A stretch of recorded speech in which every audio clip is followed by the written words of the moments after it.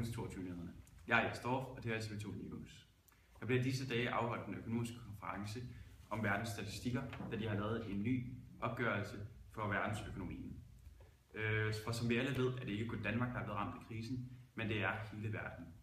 Derfor er toplederne samlet i Schweiz i dette øjeblik, der diskuterer disse tal. Vi har fået en mand i marken til at kommentere på konferencen. Vi stiller over til Niklas Burns. Tak skal du have, Jes Dorf. Og ja, som I kan se, så står vi her oven hvor selve konferencen den blev holdt. Og som sagt, så er det her, at alle verdens topoverhoveder sidder og diskuterer den økonomiske krise. Hvad der kan gøres, og hvad der ikke skal gøres. De vil udveksle erfaring, og ud fra de tal, som der er blevet udgivet af verdens statistikker, så kan vi så se, at de europæiske lande, de har en arbejdsløshed, der ligger på over 10%. Og det er ret meget. Og Kina, de ligger på førstepladsen over det, der er mindst arbejdsløshed. Og de har, der er under 4%, der er arbejdsløse i Kina.